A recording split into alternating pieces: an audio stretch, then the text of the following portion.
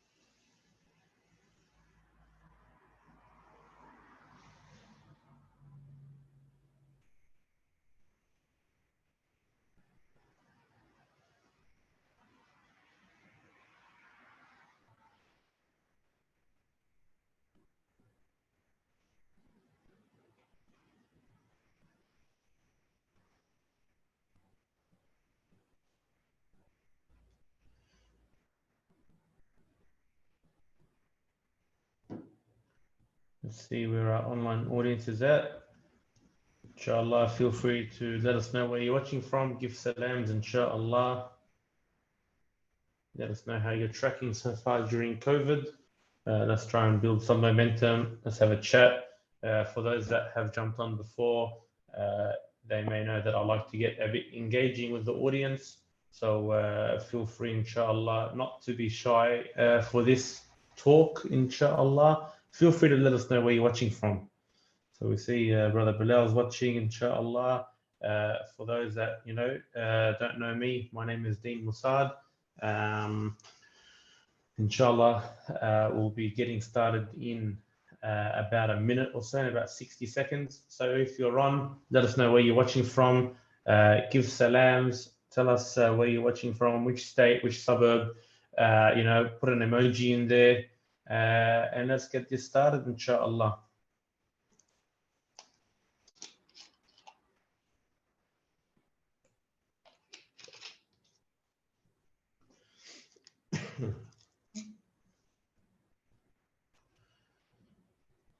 Looks like we've got a bit of a shy audience. Maybe it's the weather. Let's see if we can get a comment in the next 10 seconds, inshallah, from who may be watching. Let us know where you're watching from, bi'idhnillah.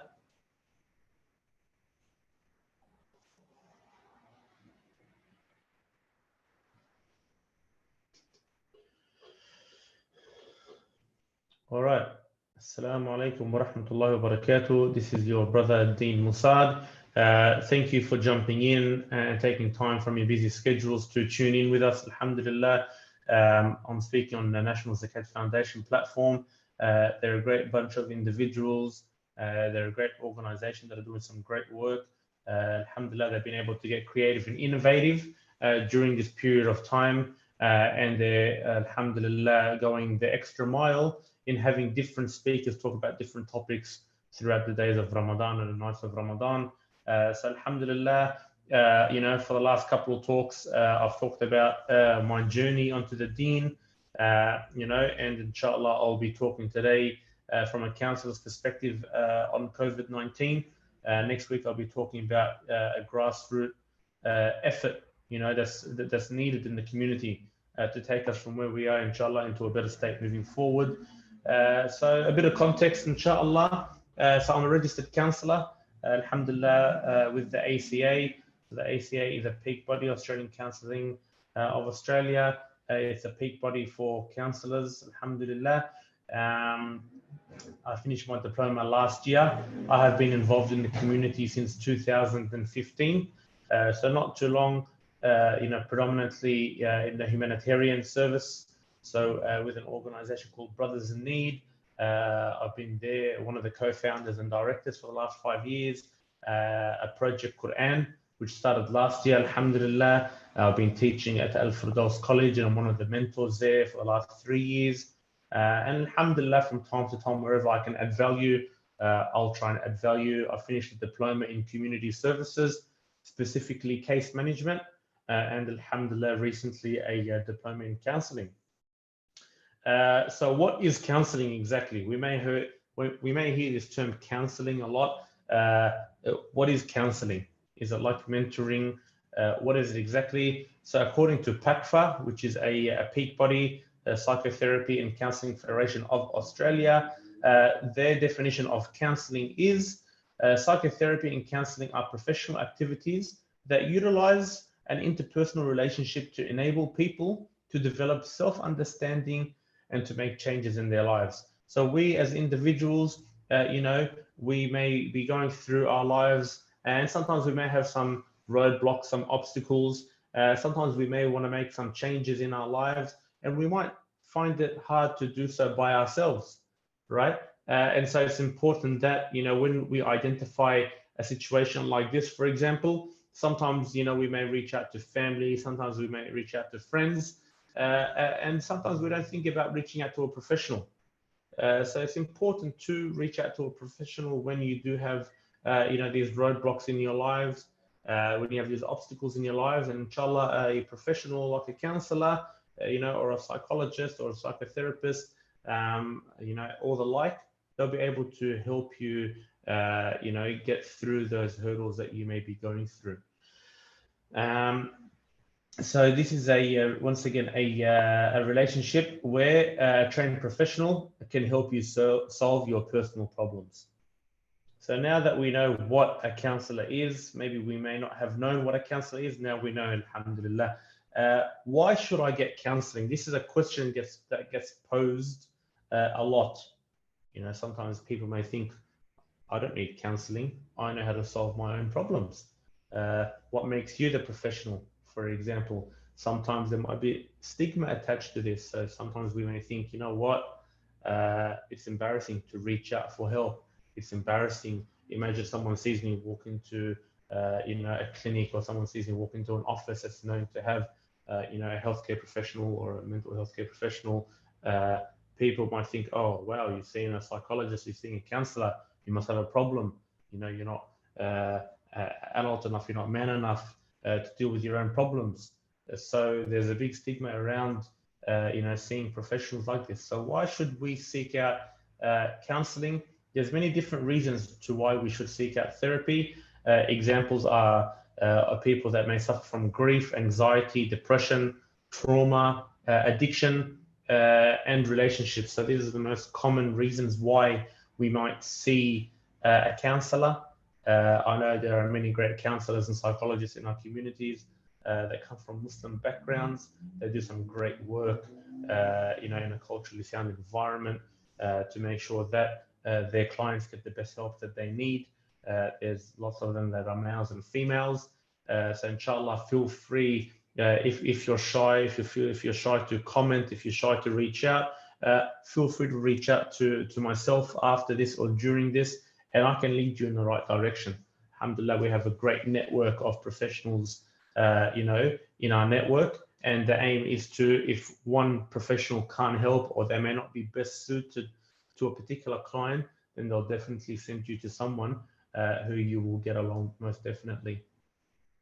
Some of the things that we do, and some of the things that we keep as mind. So a good counselor will always have in mind that the relationship will come to an end. We don't want the client to be dependent on us. So we want to be able to help the client identify different solutions to their problems.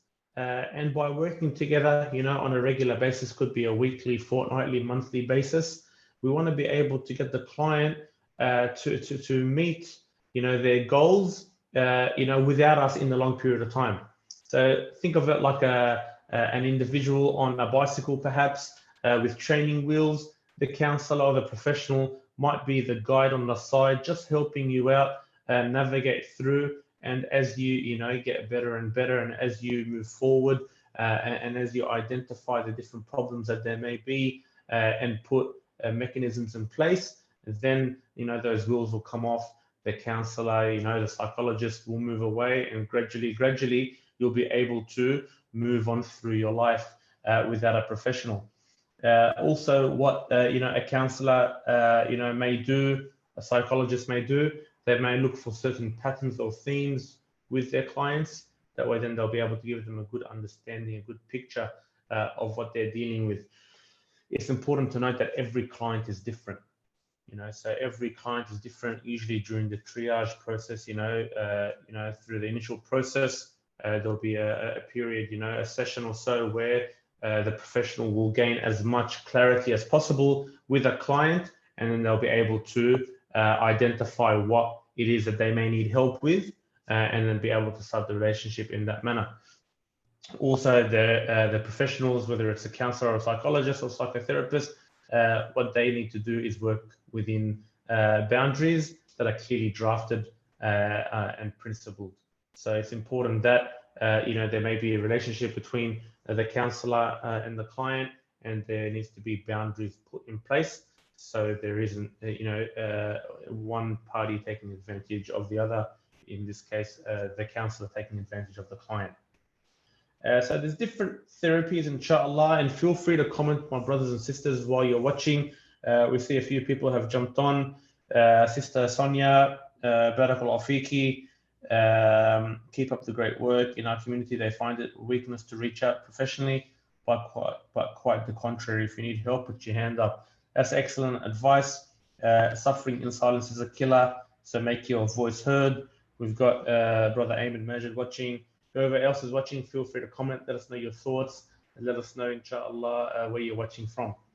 So there's many different types of therapies and techniques.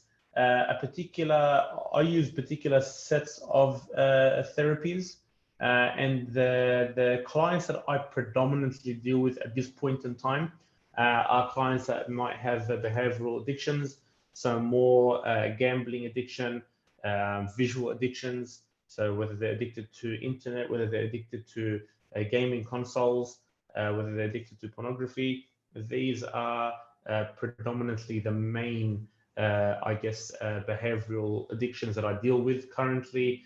Alhamdulillah, we've seen many different clients over a short span of time, and so it's very important. And I must congratulate these individuals that do reach out. It's not an easy step to reach out. Like Sister Sonia mentioned, there is a stigma around this.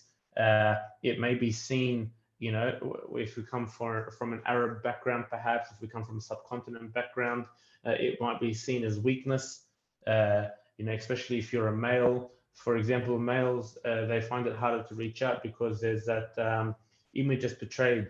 These men are strong, these men don't cry, we should be able to solve our problems and deal with our problems. But the reality is that we are humans, and sometimes it's important, if there is a problem that you can't deal with, it's important to reach out for help. And that's going to be the key theme of the discussion on this Zoom meeting, is reach out. It doesn't necessarily need to be with me. That's perfectly fine.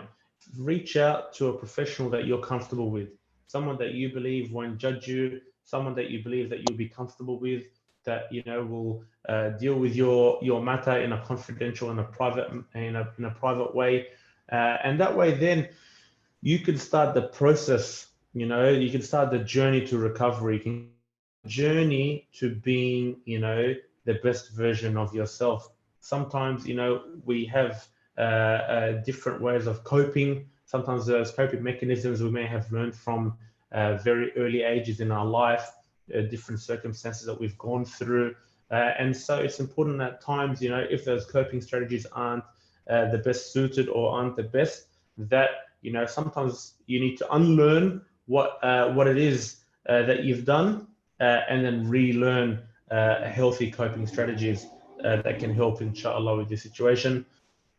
So particular therapies that I deal with predominantly, and we'll touch across a few of them. So one is called the solution focused based therapy. So SFBT for short, this solution-focused brief therapy, as the name of the therapy suggests, it can be used as a standalone therapeutic intervention, or it can be used with other different therapy styles and treatments. It can be used for people of all ages, including children with behavioral problems, family dysfunction, domestic or child abuse, addiction, and relationship problems. During the sessions, usually we focus on setting goals. Specific experimental actions are explored and deployed into the client's day-to-day life. And so we also go on and we see that if we keep track of where the adjustments need to be made, the client then is able to help themselves track his or her progress. In regards to addiction, for example, one of the things that we teach is we may be engaging in maybe bad, unhealthy habits, right? If the word would be unhealthy habits. And so it's important that we identify those unhealthy habits, and then slowly we remove them from our life and then replace them with healthy habits. And so we see with many clients that I may see with internet addiction, pornography addiction, gaming addiction, gambling addiction. This is something that we do. So it's solution focused. Something that I do with my group of friends in a non-professional setting. They may come across with different problems. And so what we do is, we'll say with every problem, there comes a solution. Now, I may not have the solution on me now, you may not have the solution on you now, but, we need to start switching that mindset, changing that mindset to search for that solution. And if we're driven to find a solution for our problem, we'll lead healthier lives, because you can be sure that, if you solve one problem, another problem will arise. And then when that problem is solved, another problem will arise. I was in a talk before and I heard this awesome saying, life is not static, it's dynamic. So life is not static, it's dynamic. So it won't be one problem, I solved the problem and that's it, I'm done. No, there'll be continuous problems. Sometimes, in a particular part of my life, I'll have many problems. So it's important for me, to identify how to deal with these problems, how to find solutions, and that way then it will help me cope. Some people who may not be able to cope properly will start going through, those different things that we talked about before, like grief and anxiety and depression. So it's important that we try and minimize these feelings with our clients, and coming up with different solutions and teaching our clients how to identify this. It really goes a long way. Through my experience with many of my clients that are addicted to different vices, online, I find that when they have different daily habits, when they change their daily habits over the long run, they say, wow, I would never believe that, I may have been able to give up this addiction. And, by having that, positive mindset, that positive outlook, working on some small things, and then once they, keep, proving themselves to themselves, once they get, 1 day in, and then 2 days in, and then a week in, and a month in, we might add in a different habit, and so on and so forth. Also, we've got person-centered therapy. So in person-centered therapy, the focus is on the person and not the problem. So with person-centered therapy, the focus is on the person, not the problem. The goal is for the client to achieve greater independence. And this will allow the client to better cope with any current and future problems. So going back to what we were talking about before, when it comes to a counselor, we want our client to know that this relationship will come to an end. We're not going to be holding the client's hand for the rest of their life. We don't want them to become dependent on us as a professional. We want them to be able to learn, a skill set, to learn techniques, to identify different problems in their life, and to be able to utilize those different skill sets to utilize those different, techniques that they're taught to be able to help them deal or better cope with problems that they may be facing today, futures, problems that they might face in the future as well. Also, we've got behavioral therapy. So behavioral therapy, is an umbrella term for types of therapy that treat mental health disorders. This form of therapy seeks to identify and help change potentially self-destructive or unhealthy behavior. It functions on the idea that all behaviors are learned and that unhealthy behaviors can be changed. So this goes ahead with what we were talking about before in my kind of line of work with behavioral addictions. So I find that whether it's with gambling, whether it's with porn addiction, whether it's with internet addiction, whether it's with gaming addiction, these are habits, these are unhealthy behaviors, and it's important to identify this and really work on changing those behaviors.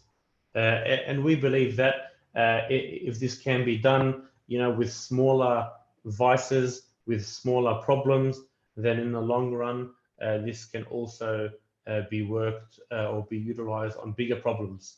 So it's important that we identify, which therapy may be best suited to each client.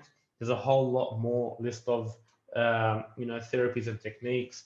Another one, a very common one, which is utilized heavily a lot now, is, CBT, so cognitive behavioral therapy. This one, everyone, or a lot of people would have heard about. This is something that is funded by Medicare. And what the clinician does, what the counselor may do is attempt to understand the client's perspective on, their problems. And then we'll hear, as a counselor, as a professional, we'll hear that the client will contradict themselves all the time. And we'll talk about this later on with particular terminology that they may use. And then this is where, slowly but surely, we can start picking out this terminology and relaying what the client says. And then this makes them think, okay, well, hold up, it's actually not always I do this, or, I never was able to do that. But then, they start understanding these different distortions in their language. And then we can start working slowly but surely on this. It relies heavily on the client doing homework. So you'll give the client an activity to do in your absence. I know no one really enjoys doing homework, but I think in a broader perspective, we need to understand that we are, our best asset. We are our best commodity as an individual. I would love to see myself running at an optimal level. And so it's important that, if I was to spend money on making sure that I look good, if I spend money on buying the latest accessories and the latest, merchandise and the latest apparel, and physically I may look good, then I'll obviously want to make sure that my mental health is also in tune and 110%.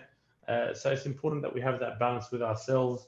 It may be hard in the day and age that we live in today, where we see everything is photoshopped and everything looks great from the outside, but from the inside, we identify that there's many different problems that people go through, and it's important that we all reach out to a professional if we feel that is the case, or we feel like we can't cope. And if we can't cope, once again, the messaging is loud and clear and it's simple. There are people out there that want to help you. There are people out there that want to help you become the best version of yourself. So then, once again, with CBT, we will give our clients homework. It will give them different activities to do. It could be something as simple as mindfulness. So, for example, I'll have a twist on mindfulness, maybe in an Islamic context.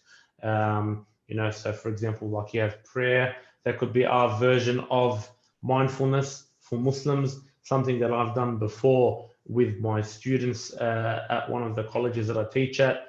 What I'll do, I'll get them to lie down on the floor or lie down on their tables, head down on the table. And what we'll get them to do is we'll get them to visualize where they are. So I'll tell them, listen, imagine that we're walking through a national park. Imagine that, we're on the beach and we can hear the waves crashing. I'll get them to close their eyes, and I get them to, go on a journey with me.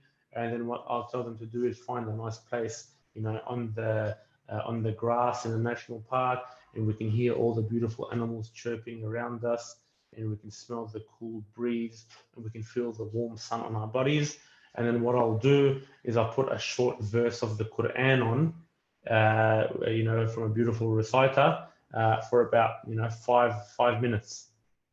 And a lot of the time, these kids, that I teach, they just conk out in 5 minutes, and it just makes them relaxed. And then, the verse finishes, we have a little chat, get them to wake up nice and beautifully, and we tell them, how did that make you feel? And they're like, we haven't felt like this in a very long time.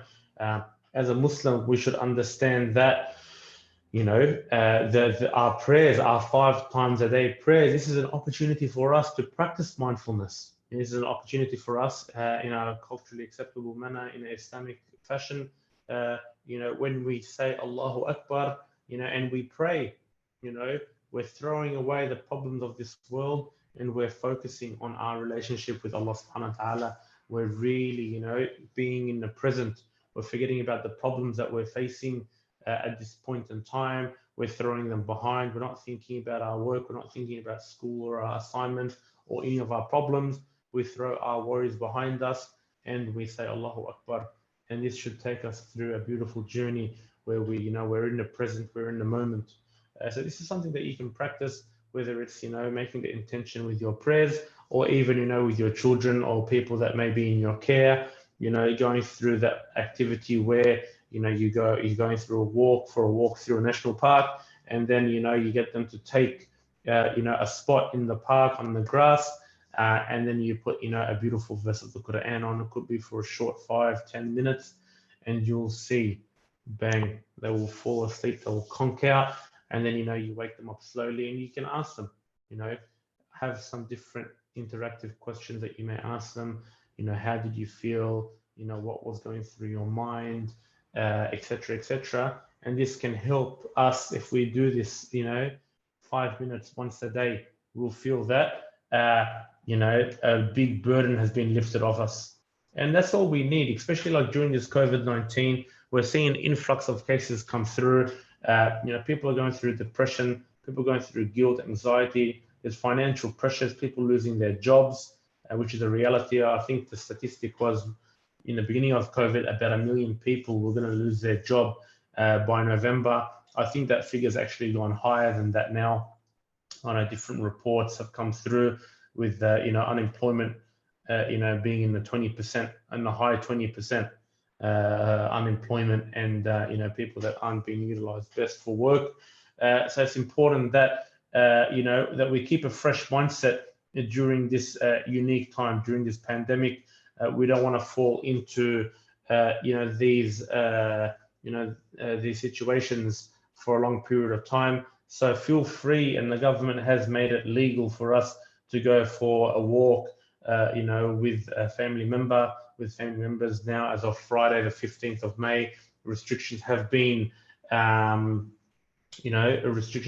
lightly removed, not as much, removal as we may have liked, but it's a step in the right direction, inshallah. So take this opportunity, if you're still working from home, if you're cooped up at home, get yourself out there, go for a simple walk, and try that awesome little hack, that mindfulness hack that we just talked about now. We see some more here. Does this apply to young children as well? Does this apply to young children as well with behavioral problems? Isn't it more positive if the problem is tackled when it first occurs and leaving it to reach boiling point, no matter what age? If you feel there's something right, seek help and nip it in the bud. That's correct. So it's important, and there's a lot of different psychologists and counselors that may deal specifically with a younger age bracket, from even 3 to 11 years old. I know that they have something, play therapy.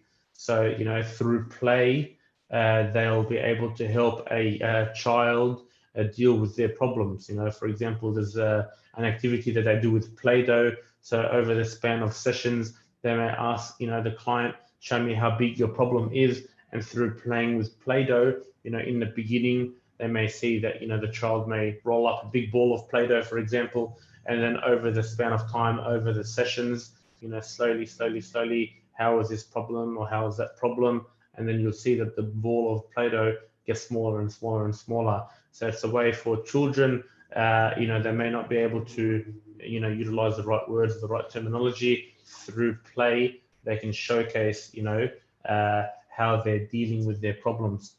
Yes, also, the Quran is a shifa, alhamdulillah. So yes, we'll be talking about, I guess, how to look at,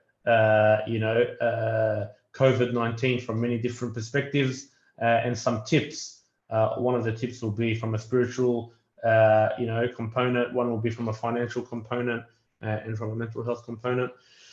So it's important, once again, my brothers and sisters, and the messaging is clear. And I think we've seen a lot of this content that has come across, over the last 5-6 weeks or so. It's important to reach out for help. If my audience doesn't mind, I'll just have a sip. Feel free to let us know, once again, where you're watching from. Feel free to comment, inshallah, any questions, and I'll try to answer them as best as I can.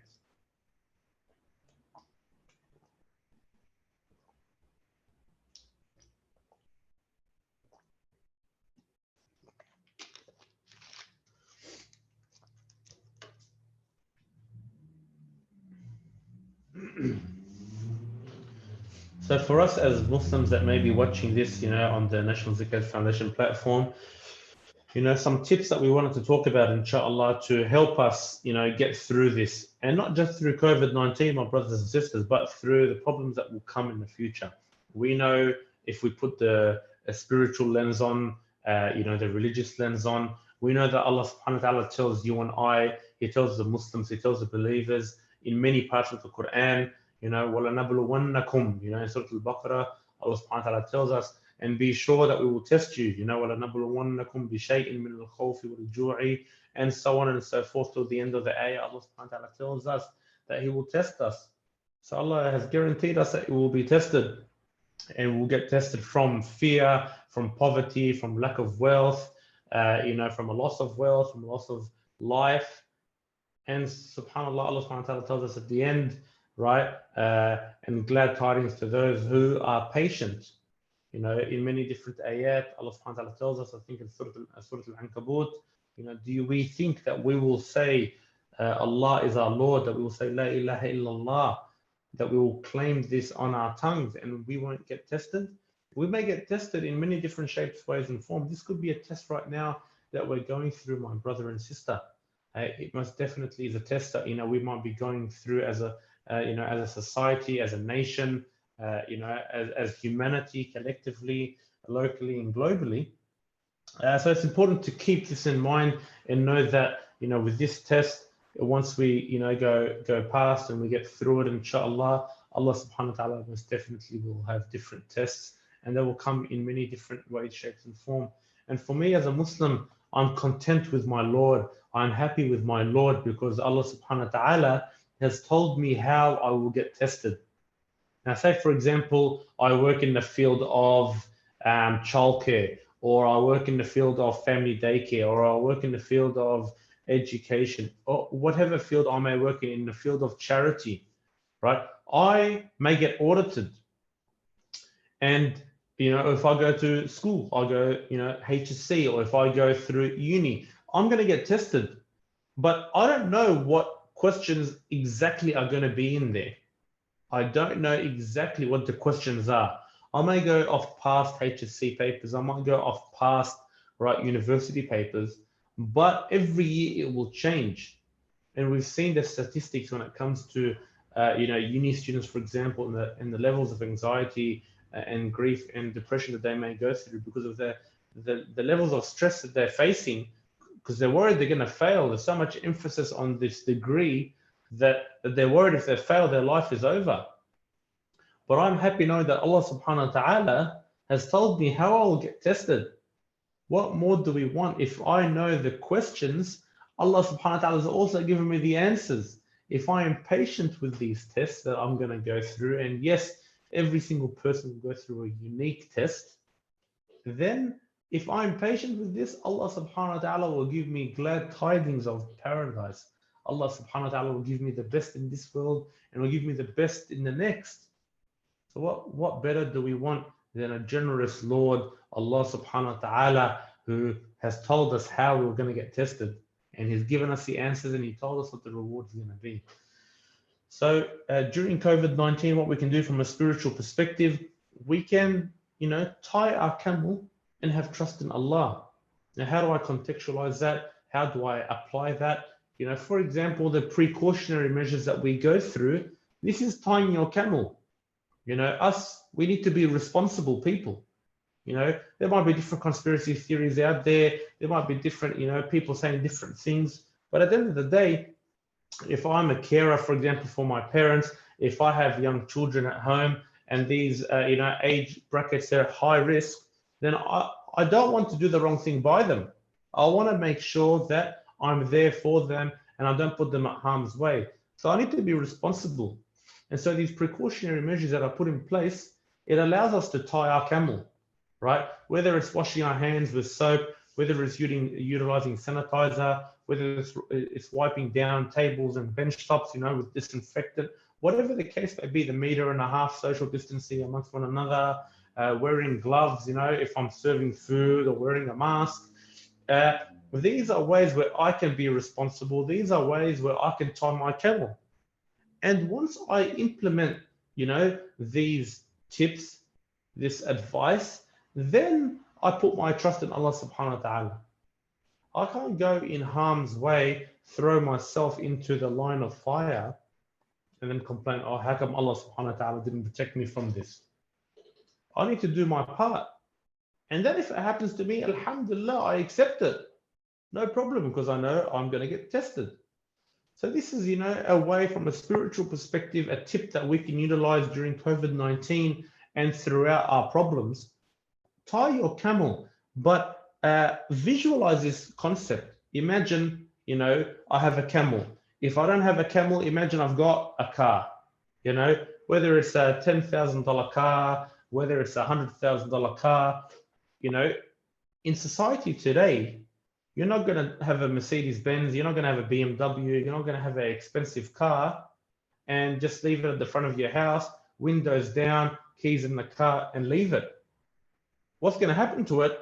You're not going to find it there when you leave. And I'm not going to say it's a funny story, but about a month ago, before COVID, this happened. It happened in Greenacre.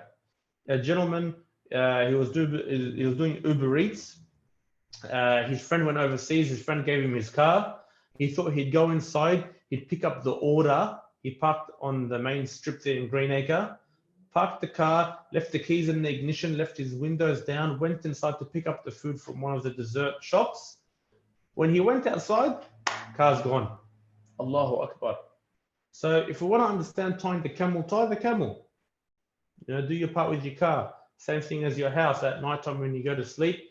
You don't leave your screen door open, your door open, your lights on, and no problem. Anybody and anything can walk in. Any animals can go in as they please. Anybody can walk in the middle of the night, especially when you have a wife and a child. It's not going to happen. So my brother and sister, tie your camel, and then have trust in Allah subhanahu wa ta'ala. This is a way for us from a spiritual perspective to work through COVID-19 and any other problem.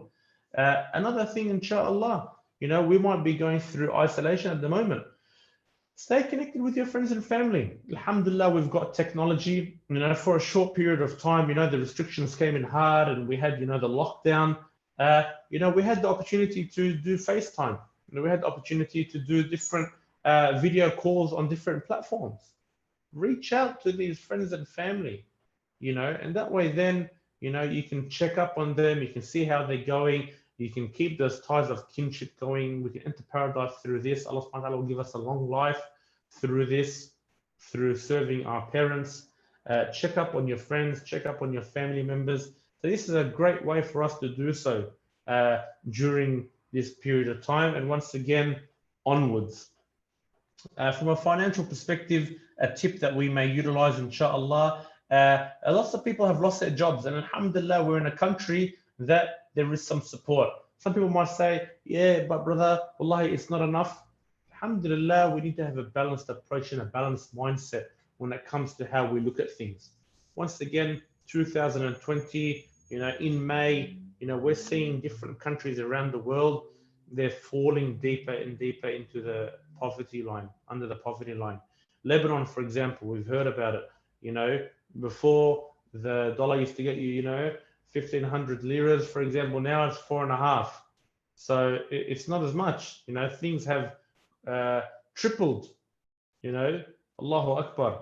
So people in this time are going through hunger. They can't put food on the table. Meat is super expensive in the countries back home. In Africa, it's not easy. So it's important, and once again, from a local perspective, it's not easy as well. We've seen, and I'm sure for those that are watching on the National Zakat Foundation platforms, we're seeing many different cases come through. I see cases on a day-to-day basis because of the COVID-19, the loss of the jobs. International students have been affected. Brothers who had jobs no longer have work. So for those people, speak to your accountant. Speak to a financial advisor. Reach out to a reputable charity. Reach out to a reputable service provider. These people, these institutions will help you to the best of their ability. And remember this, because we might be in this position now, and then inshallah when COVID-19 goes and Allah subhanahu wa ta'ala gives us successful businesses, don't be heedless of the time that we had lost our jobs and we needed support. So when inshallah the situation changes and we have money in our hands again, make sure to give back to these local services, because this is a cycle that we will go through.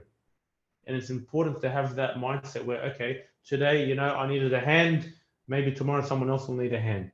So don't go back to our old ways.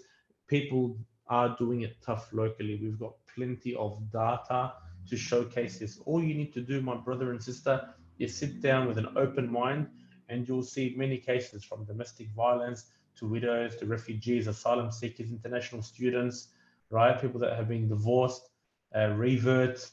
The list goes on of cases where people need support. The government is trying to do their part. They've put booster packages. They've put, different stimulus packages. You've got the job keeper, the job seeker. It's not going to make us rich, but alhamdulillah, it will soften that blow. So be from those people, that look at things, as much as I can from a different perspective. Yes, it's hard. And if you can't cope, reach out to a professional, but try as much as you can, not to put yourself deeper and deeper through these issues. Also from a different perspective, from a mental health perspective, we need to look after our mental health, my brothers and sisters, just like we try and look after our physical health, right? Just like we like to look after our physical health, we may be going to the gym, we might be eating well, and the same thing goes with our mental health. Our mental health, we may not be able to see it. We can't see it actually. So it's important for us to look after this. Just like, if I don't eat well, if I don't eat right, I might, start putting on some pounds, I might start putting on some kilos. After that, it will end up being, diabetes, cholesterol, high blood sugar, high blood rate, whatever the case may be with different diseases. And then it will cause a bigger problem in the future. So it's important for the most part, if I'm starting to feel like I can't deal with my problems, talk to a professional, talk to someone who isn't judgmental. We also need to understand, from a balanced perspective, isolation is used by some institutions as a form of punishment. Even sometimes if you're a parent, if your child does something wrong, we might tell our child, go in the naughty corner, go sit by yourself. So the child knows when it comes to sitting by themselves, they're in isolation. They can't be with their friends. They can't be with their siblings. They're not with their family. It's a form of punishment. In jails, some people, when they go in isolation, they're in solitary confinement. They're in there for many hours of the day. So be kind to yourself. Go for a walk. Take some deep breath. Count backwards from 10, nice and easy. Take it easy. Breathe backwards. Count backwards and deep breath. Speak to a professional, And these different tips can help you move forward to living a positive lifestyle, a healthy lifestyle. Some more general tips, inshallah. We've got another comment here. It was the best thing that ever happened, especially Ramadan. We had time for our religious deeds, alhamdulillah. Yes, you know, some people are like, oh, yeah, but alhamdulillah, you know, wallahi, it's sad because we didn't have Taraweeh. That's correct. We didn't have Taraweeh at the mosque. And guess what, my brother and sister? Taraweeh in the time of the Prophet Muhammad sallallahu alaihi wasallam was done at home. The Prophet of Allah sallallahu alaihi wasallam did not pray Taraweeh every single night in the mosque. Do we know why? Because our Prophet was a prophet of mercy, and he was worried that if he had done this act of worship every single night, Allah subhanahu wa ta'ala would have made it obligatory for the Muslims. So alhamdulillah, this is a beautiful sunnah. It's a sunnah that we can do at home. And believe it or not, my brothers and sisters, there's many different ways to do good acts of worship. Wallahi, it's not just praying Taraweeh. Yes, in the month of Ramadan, it's become the norm. It's become the norm to pray at the mosque. But unfortunately, other things became the norm along with this Taraweeh.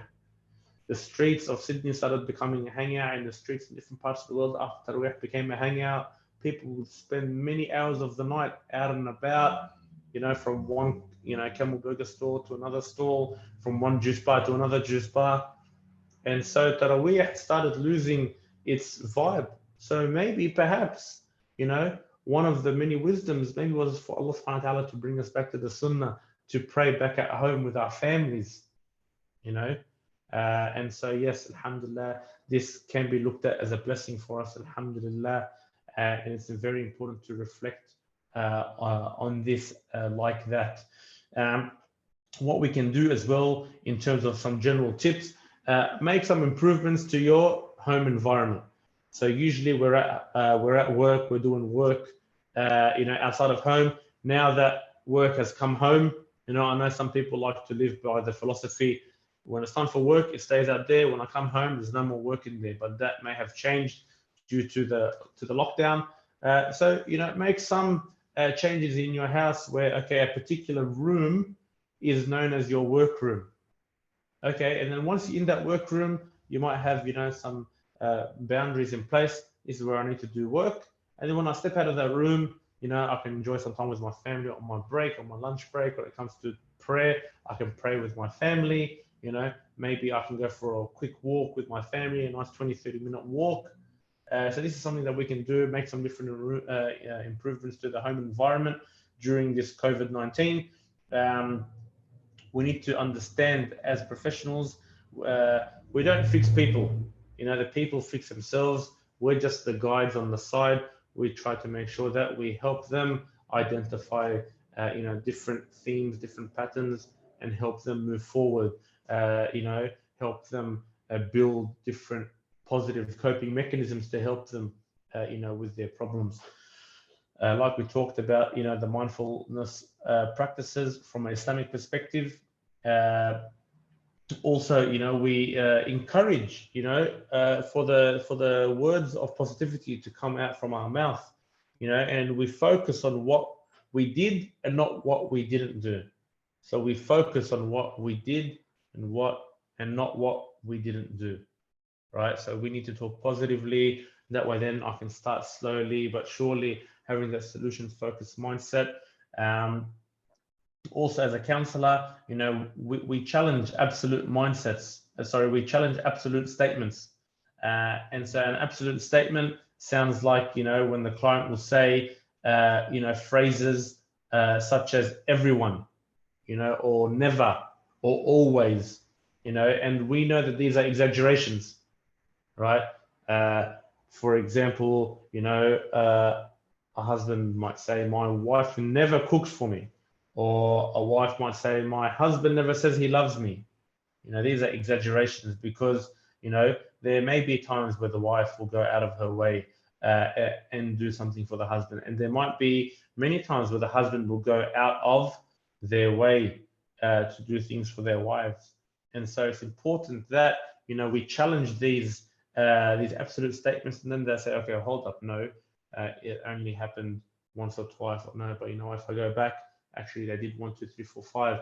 And then they start challenging those distortions. And this is where a therapist, a professional can help the client pick this out. Also, another form of healing, is journaling. So some people may want to journal. Some people may want to write. Some people may want, we may have seen it in movies, or maybe our wives may do this. I know my wife does this. She'll journal, for example. She'll write things down, and she finds, healing in this. And this is a way for us to, let everything out. And it's positive, So it's important that, we find different tips for us, and we learn different tips to help us better cope with different stresses that are in our lives. Inshallah, we are coming to the end of our webinar. Alhamdulillah, before you know it, subhanAllah, it's 50 minutes.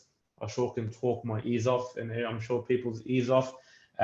Feel free to comment anything, bismillah. Once again, my brothers and sisters, we are in the last 10 nights of Ramadan. It's important that, we capitalize on these 10 nights. I'm sure we've heard the reminders many times in our lifetime. Once again, it's not how we started the Ramadan, but it's how we finish. And we've got the perfect opportunity, inshallah, to finish on a positive note, on a high note. Make sure, my brother and sister, you do many different things to try and help you in these next 10 nights. It could be, reading the Quran. It could be making dua. It could be prayer. It could be giving sadaqah. It could be something beneficial and positive. So inshallah, let's ride out the rest of Ramadan in a positive manner, despite the current circumstances. Let's try and implement some of these tips and tricks. And inshallah, we benefited from this short reminder. Next week will be my last session on the National Zakat Foundation platform, where we'll be talking about the importance of grassroots work. Inshallah, feel free on the exit to comment where you're watching from, if you found this helpful or not. It would be great to know for feedback's sake. Let us know if you found this beneficial. Tell us what you liked, and feel free to share it with your contacts. That way then they can benefit. Other than that, we look forward to seeing you next Friday, inshallah. Subhanakallahumma wa bihamdik, ashhadu an la ilaha illa ant, astaghfiruka wa atubu ilayk.